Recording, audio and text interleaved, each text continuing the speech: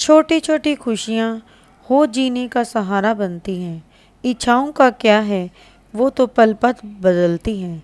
सुप्रभात विद्यार्थियों, हिंदी की कक्षा में पुनः आपका स्वागत है। विद्यार्थियों, आपको आशा है आपको मेरी कक्षा में सब कुछ समझ आ रहा होगा।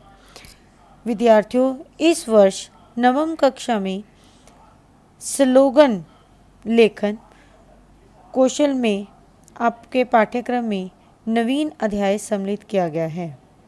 हालांकि बच्चों, मुश्किल काम तो हमारी कक्षा में कभी होता ही नहीं है। आज हम अपनी कक्षा में स्लोगन बनाना सिखाएंगे और उसी पर अपनी कलम चलाए जाएंगे। ठीक है, ये एक स्लोगन ही बन गया। विद्यार्थियों, वास्तव में स्लोगन यानी कि नारा लेखन है क्या? हिंदी में नारा का शाब्दिक अर्थ है उद्घोष, आह्वान, नीति वचन, सिद्धांत वाक्य का प्रसार। ठीक है, अंग्रेजी में इसे स्लोगन कहते हैं।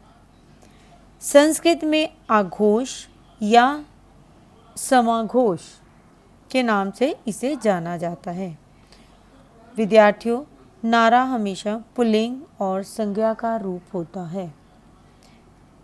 वर्ध हिंदी शब्दकोश के अनुसार वह शब्द या शब्द समूह जो लोगों को प्रेरित या उत्तेजित करने के लिए जोर जोर से दोहराया जाता है उसे नारा कहते हैं। जैसे ये देखिए, आराम हराम है। ठीक है, भ्रष्टाचार बंद करो, थैला सार्थक, थैली निरर्थक आदि। ये अक्सर आपने ये नारा लेखन यानी स्लोगन आपने अवश्य सुने होंगे। विद्यार्थियों, नारा का अर्थ और भाव जो जोर का शब्द या तेज आवाज़ अथवा बुलंद की जाने वाली सामूहिक या एकल भाषण नहीं कह पाते, वह एक शब्द गुच्छ कह डालता है।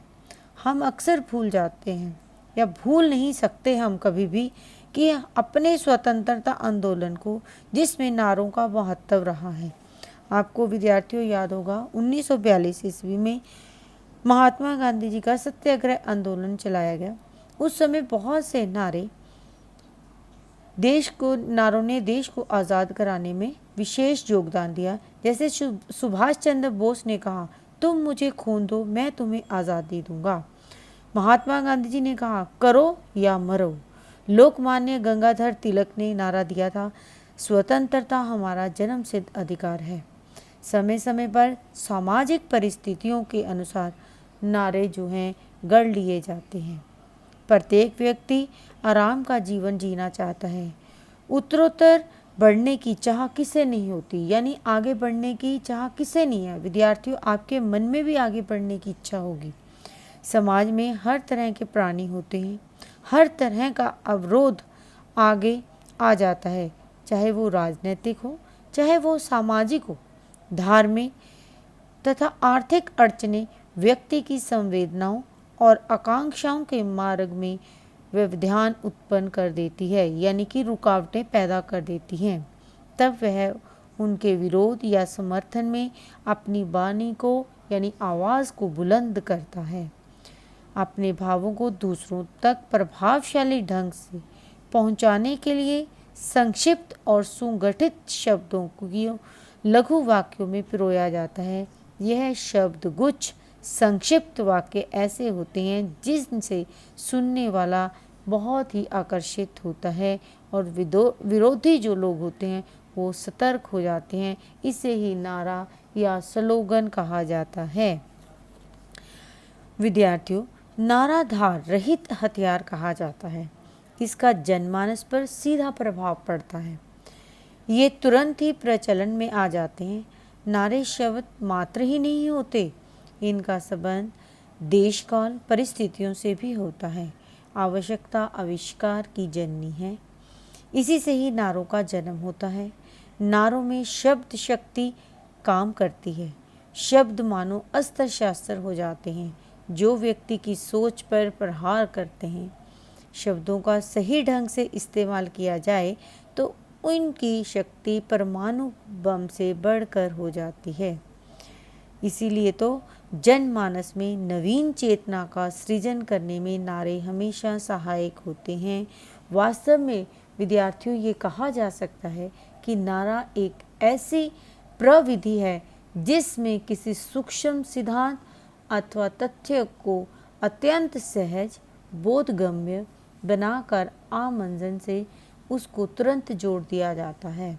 नारा एक तरह से आह्वान वाक्यांश होता है, विभिन्न विषयों से संबंधित समाज में किसी तथ्य की विशेषता स्थापित करता है। आज के वातावरण को देखते हुए ये देखिए एक नारा कैसे, जैसे कि मास्क लगाओ कोरोना भगाओ।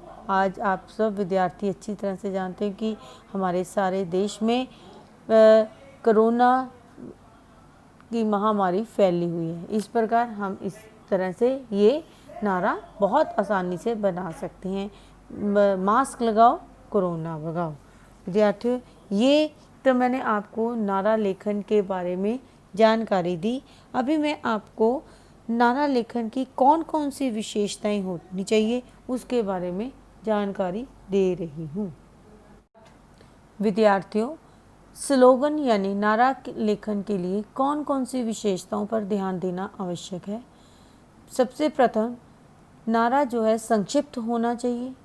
शब्द सीमा अधिकतम 10 से 15 शब्दों तक होनी चाहिए। उसके बाद क्या इसकी विशेषता है कि गंभीर अर्थ छिपा हो। उसके बाद 1-2 पंक्तियों का हो सकता है। लययुक्त नारे जल्द ही जवान पर चढ़ जाते हैं, जैसे आपने अक्सर सुना होगा, जल है तो कल है। सबसे अंतिम जो विशेषता है, अत्यंत सरल, लोकप्रिय और प्रचलित शब्दों का प्रयोग होना चाहिए। वास्तव में जो नारा है रचनात्मक आयाम देने वाला और साथ साथ उसमें कविता सृजन, छोटी और तुकबंदी इत्यादि बातों पर विशेष ध्यान देना चाहिए। मैंने आगे भी आपको बताया कि नारा लेखन के लिए कौन से आवश्यक तत्वों का होना चाहिए, कि नारा लेखन के लिए संदर्भ यानी जिस विषय पर हमने लिखना है उसको समझना बहुत ही आवश्यक है। और उसके साथ नारा छोटा व संक्षिप्त होना चाहिए और विषय से संबंधित होना चाहिए। विद्यार्थियों को इस बात पर विशेष ध्यान देना चाहिए। इसके साथ साथ कलात्मक प्रस्तुति होनी चाहिए, यानी सृजनात्मकता पर जोर देना बहुत ही आवश्यक है। यथासंभव संबंधित चित्र का प्रयोग भी करना चाहिए। ये विद्यार्थियों को अंक लाने के लिए अवश्य करना चाहिए, यानी कि कम से कम 2 पंक्तियों होनी चाहिए और 5 पंक्तियां लयात्मकता की होनी बहुत आवश्यक है। जैसे नानी सुनाओ ऐसी कहानी, बूंद बूंद पानी कैसे बचाएं। यानी कि इस तरह से चलते फिरते खेल खेल में आपको नारा बनाने का प्रयोग करना चाहिए या प्रयास करना चाहिए। ठीक है, इसे रंगीन बनाया जा सकता है, बनाकर भी लिखा जा सकता है। जैसे कि मैंने आपके सामने यहाँ पर एक उदाहरण प्रस्तुत किया है। ये देखिए चित्र बना हुआ है जिसमें बेटी माता पिता की पहचान है, देश का स्वाभिमान है। यानी कि इस तरीके से आप जो है स्लोगन यानी कि नारा बना सकते हैं। और ये जो है इसके साथ साथ एक और देखिए,